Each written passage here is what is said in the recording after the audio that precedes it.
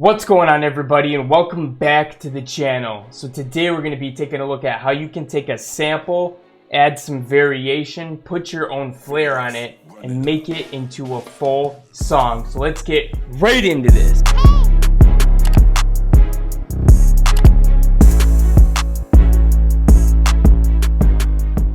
Okay guys, so we're starting with the really basic 8-bar loop for a melody that we brought in from this sample. So if you wanted to make this into a full song, there's all kinds of things that we can do. So let's start taking a look at a few of them. Some things you could do is you can transpose it up or down if you want to change what scale it's in. So you can play with the transposition and get it to be the right sound that you want it to be in. After you do that, one of the simplest ways and things you can do is literally turn it up or down one octave. So let's try going up first. So that sounds pretty cool. Now let's try going down an octave instead.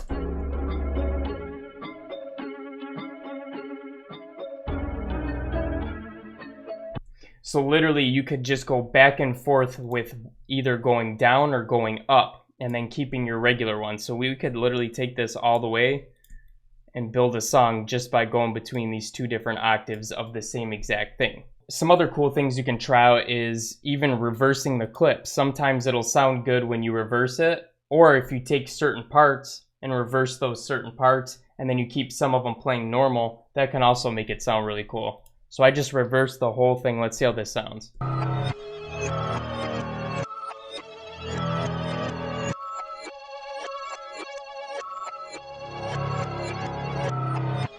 See, honestly, you could just take that and roll with it. You don't even need to do much more because that sounds really good reversed like that. Some melodies will sound good like that and some won't. So that's always something you can try out. Now, if we wanted to try to mix some reverse with some regular, we could do something like this. And you're just going to have to play around with this until you get it right. So maybe we just reverse this small section right here.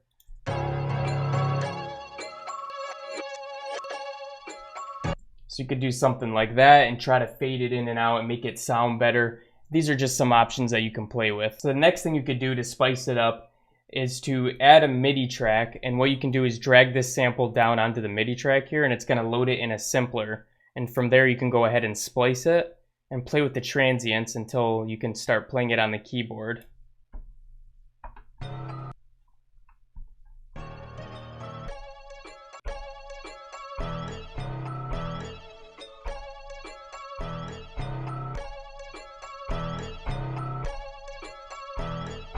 You could do something super basic like this, play it out on the keyboard, and then this is what it would sound like.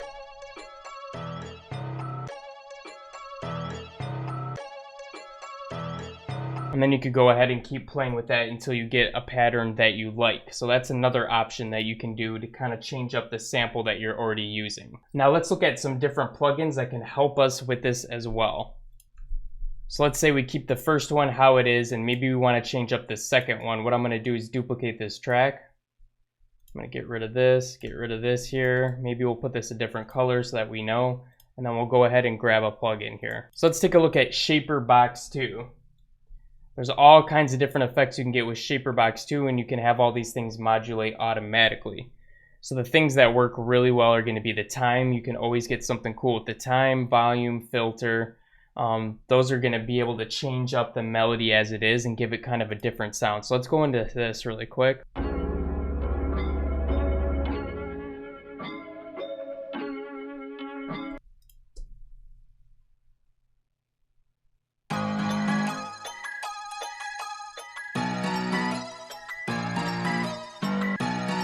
So you could go through all these different presets and find something you like, but Shaper Box is really nice because you could even add on another effect after that. So let's say we wanted to do some kind of like a side chaining kind of a feel with it. We could do something like this.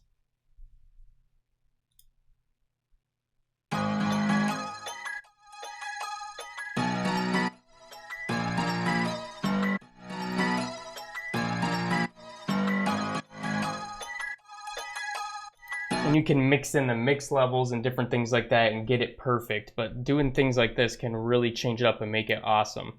So let's go ahead and freeze and flatten this really quick. One thing Shaperbox does is it does have a delay on it. So what we got to do is we got to go ahead and chop off that delay to make up for it.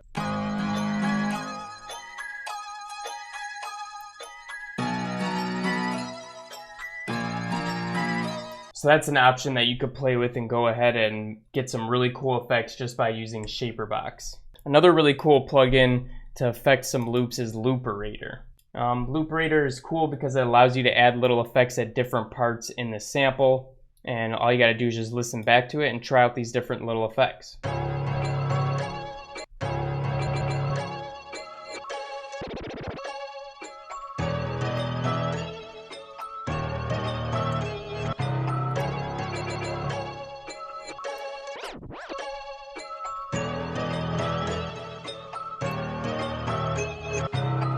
And then you can turn down the dry and wet on the whole entire thing, or you can affect the dry and wet on just the channels, or do both. So it can be really cool to get some good results just by mixing it into your melody.